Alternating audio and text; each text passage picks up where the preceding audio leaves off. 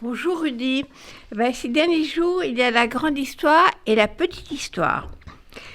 Et les mêmes mensonges et manipulations de l'histoire.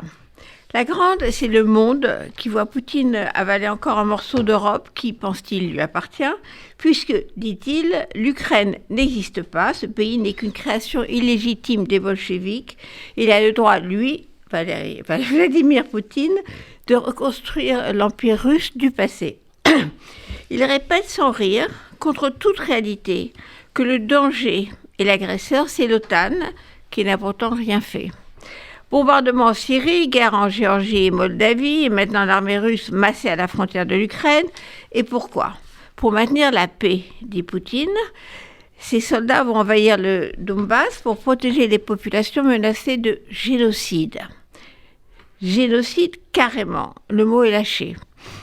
Au Donbass, ce serait un peuple menacé d'extermination, comme dans le génocide des Arméniens, des Juifs et des Tutsis, par exemple.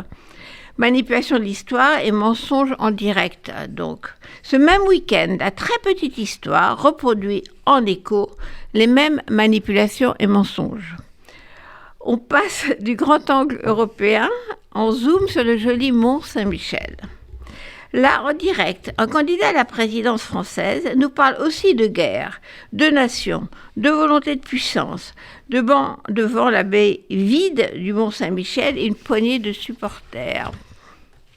Ce serait complètement grotesque si l'homme n'avait doublé les autres candidats pour s'installer à deuxième place dans la course à la présidence. En effet, il semble que le candidat Éric Olivier soit passé devant les deux candidats de droite et d'extrême droite. Éric Olivier, je me permets de franciser le nom de Zemmour, pour rendre service à celui qui tonne contre les prénoms exotiques. D'ailleurs, il n'a rien dit sur les noms propres. Pourquoi ne pas exiger aussi de changer les noms de famille pour qu'ils deviennent bien français ? Peut-être parce que lui s'appelle Zemmour. Parce que Éric Zemmour n'a pas de chance. Son nom, c'est définitivement Métèque. Dans le dictionnaire, Zemmour, c'est un nom propre d'origine berbère qui vient d'Azemour, qui signifie Olivier en arabe. Mais le petit Éric Olivier dit Zemmour, qui s'est souvent présenté comme judéo-berbère, s'est réincarné ce week-end en saint du christianisme. Et pas en n'importe quel saint.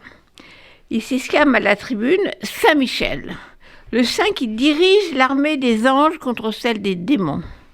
C'est un ange supérieur, un ange militaire. Il vient d'expliquer que la France doit redevenir une puissance mondiale. Et Saint-Michel, dit Zemmour, c'est l'expression contemporaine de notre devoir de puissance. Et voilà que le nouveau saint reprend la prière à Saint-Michel à qui les fidèles auraient demandé « Défendez-nous dans le combat ». Le saint est en effet généralement représenté en armure. La sémiologue Cécile Alduy, qui vient de sortir un livre passionnant, La langue de Zemmour, constate que le mot « guerre » est le troisième mot le plus utilisé dans les livres de Zemmour, qui nous annonce d'ailleurs une prochaine, je cite, « guerre civile qui vient ». L'essayiste a une fascination morbide pour la guerre, la mort, la conquête et la domination.